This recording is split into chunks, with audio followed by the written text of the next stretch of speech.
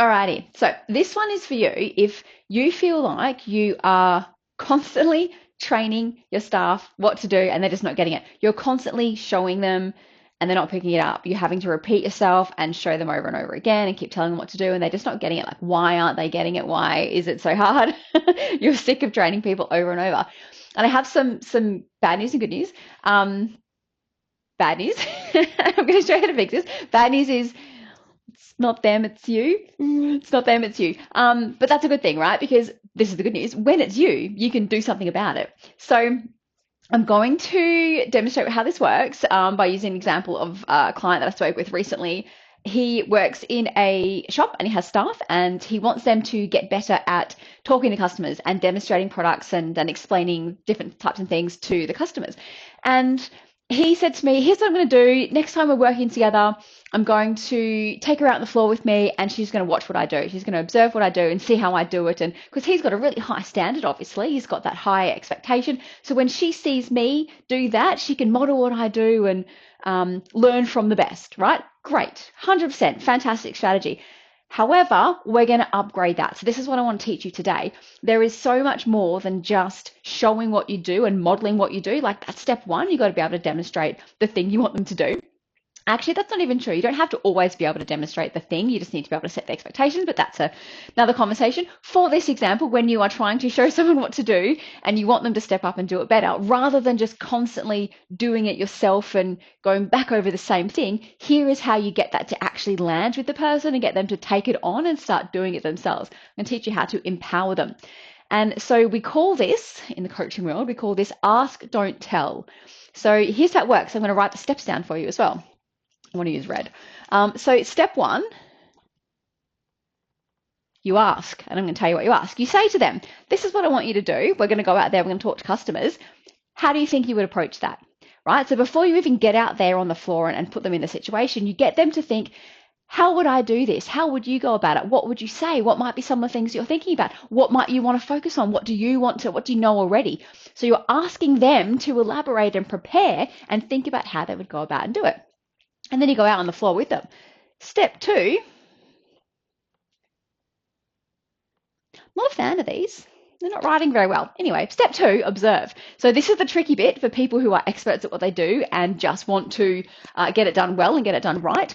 You need to watch them engage and you need to step back and not jump in. So it can be really hard when they're doing it wrong or they're just doing it not the way you'd want to. Step in if there is a safety issue, if they're about to hurt themselves or someone, 100% step in. If they're about to like overpromise to a client that you can't deliver, 100% step in, stop that. But if they're just saying it a bit differently or they've missed something not important, hold it. Hold your tongue, just wait. I know it's painful. You just got to observe and let them do it. That's step two, right? Observe. Step three, we're back to ask again. So now I'm away from the situation. And temptation, right? First thing, here's what I saw, here's what you did, here's what you can do better, blah, blah, blah. Right? No, we're not doing that. Step three is, how do you think that went? What was your experience? Tell me how that went for you. What did you notice? Get them talking and you listen. I should write another one here as well. Listen. Listen to them, hear what they have to say. Most of the times you will find they have already picked up on the things that you've picked up on. They're aware, right? They're not stupid. They clock it. So by asking them what they experienced and what they noticed, you're already hearing the things that you want to say to them. So you're asking that. Step four, this is kind of still part of step three, but we're doing another ask, right? Another ask. This is, what would you do differently next time? So before you come with your suggestions and say, here's what I would improve, here's the thing I want you to do next, ask them because they've probably already thought of it and they've probably already noticed it and they're going to tell you. You don't have to do anything in this situation. You just have to ask them because they already know. So I'm going to write they do differently so you know what I meant. And then step five, after you've had this whole conversation, so you've prepped them at first. How do you want to approach this? What do you want to focus on? Step two, observe and don't jump in. Step three, ask how they think it went. Step four, ask what they would do differently next time. Step five, there may actually be nothing to do. You may be like, you got this. Yeah, let's go again, right? That might be fine.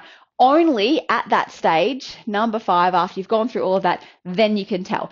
And this is not where you just unload everything and like give them 100 things to do. You might have one improvement, one thing that you want them to think about if they haven't already mentioned it, or if there's nothing really and they've already got a couple of things to work on from their own exploration of what they would do differently.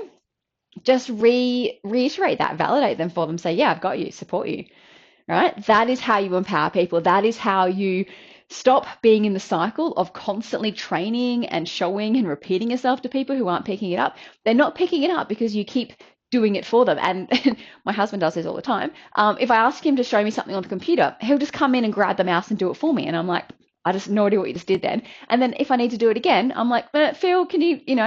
And he's basically enabling my reliance on him because he's just doing it for me.